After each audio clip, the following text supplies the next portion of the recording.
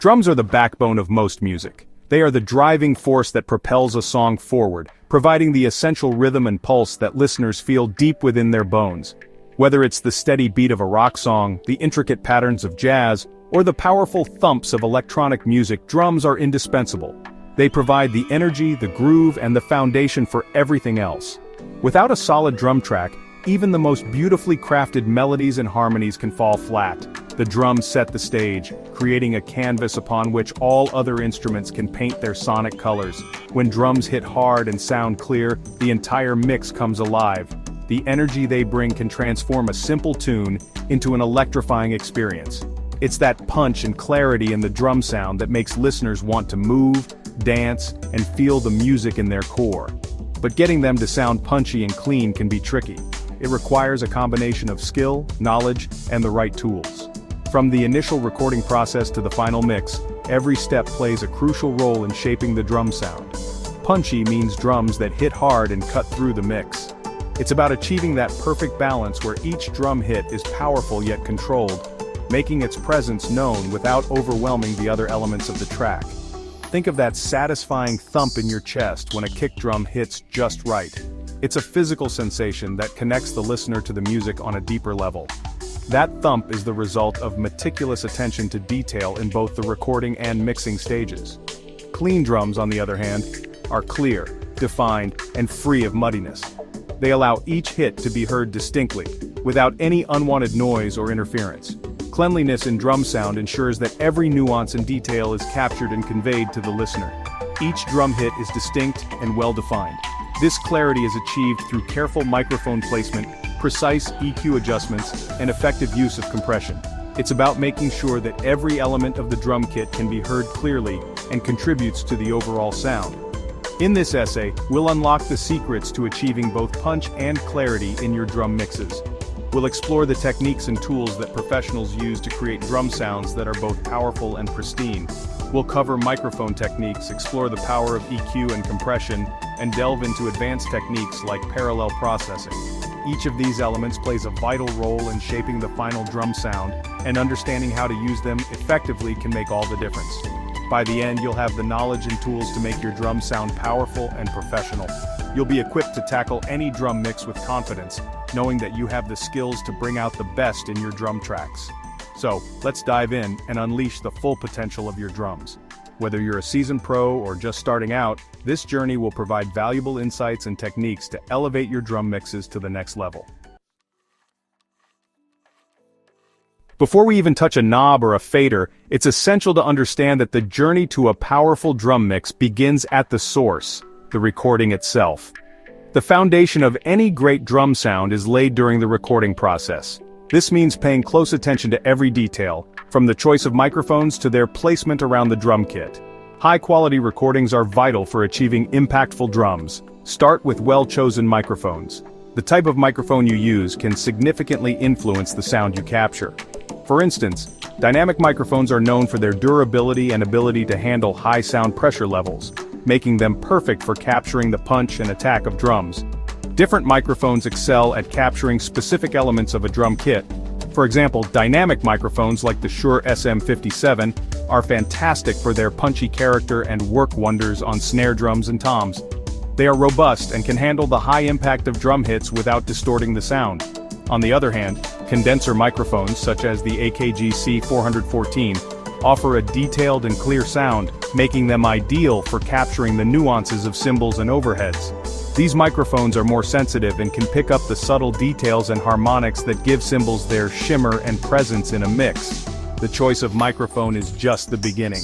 Microphone placement is equally important. The position of the microphone relative to the drum can drastically change the sound you capture.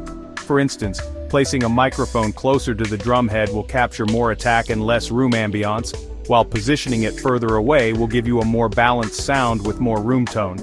Experiment with different positions to find the sweet spot for each drum and cymbal.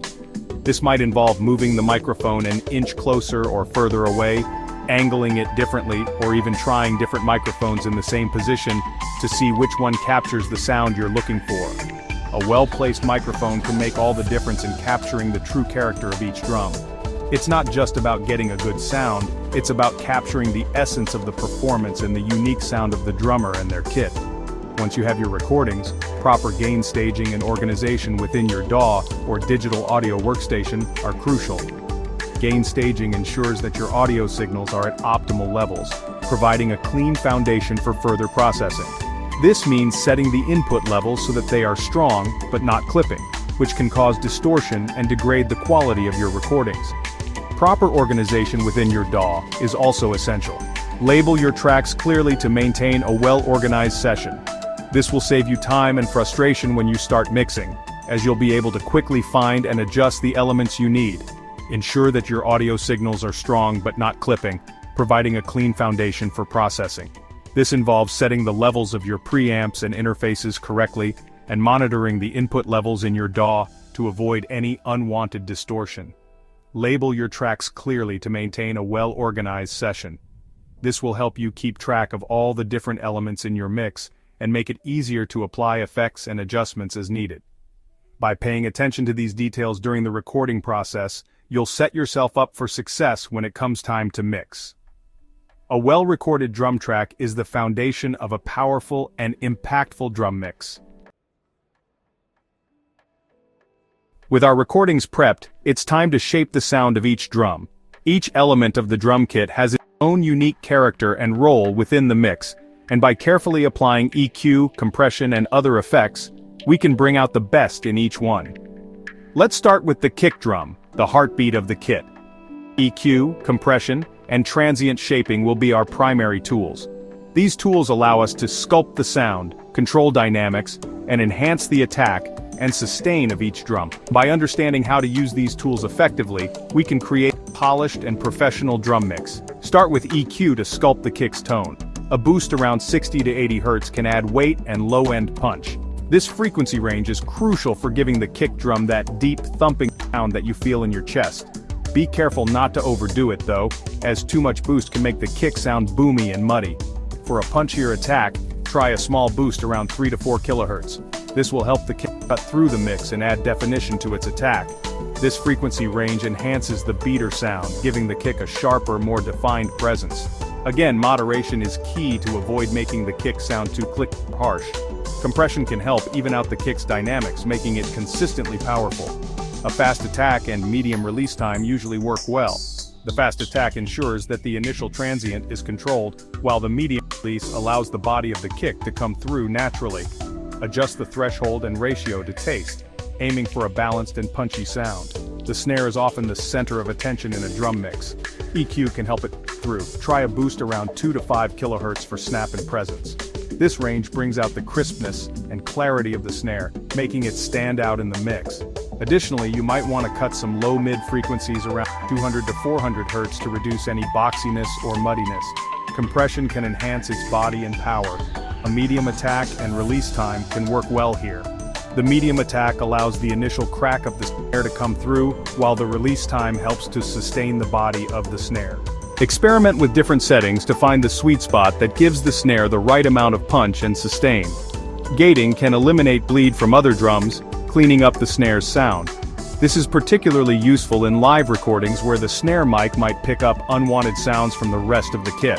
Set the gate's threshold so that it opens only when the snare is hit, and adjust the attack and release times to ensure a natural decay. Like the snare, toms benefit from EQ to enhance their character. Focus on the 100 to 250 Hz range for body, and the 5 to 7 kHz range for attack. The lower range adds warmth and fullness, while the higher range brings out the stick attack and clarity. Be mindful of the tom's natural resonance and avoid boosting frequencies that might cause unwanted ringing. Compression can help control their dynamics and bring them forward in the mix. Toms can be quite dynamic, and compression helps to even out their levels, making them more consistent. Use a medium attack and release time to retain the natural attack of the toms while controlling their sustain. Adjust the threshold and ratio to achieve a balanced sound that sits well in the mix. Overheads capture the overall ambiance and cymbal sound of the kit. High-pass filtering around 200 Hz can remove unwanted low-end rumble. This helps to clean up the mix by eliminating frequencies that can muddy up the sound. The overheads should provide a clear and balanced representation of the entire kit, with a focus on the cymbals and the overall stereo image. Gentle compression with a slow attack can smooth out the cymbal crashes. The slow attack allows the initial transient of the cymbals to come through, while the compression helps to control the sustain and decay. This results in a more polished and controlled cymbal sound that blends well with the rest of the kit. Adjust the threshold and ratio to achieve a natural and musical compression that enhances the overall drum mix. Now that we've shaped individual drums, let's glue them together using a drum bus. This involves routing all your drum tracks to a single stereo auxiliary track. Subtle compression on the drum bus can enhance the cohesiveness and punch of the entire kit. Use a low ratio, around 1.5:1, and a fast attack to avoid squashing the transients. A touch of EQ on the drum bus can add overall warmth or presence to the drums. By processing the drums as a whole, we create a sense of unity and power. The individual elements blend seamlessly, resulting in a more cohesive and impactful drum sound. Don't forget to like, share, and subscribe for more drum mixing tips.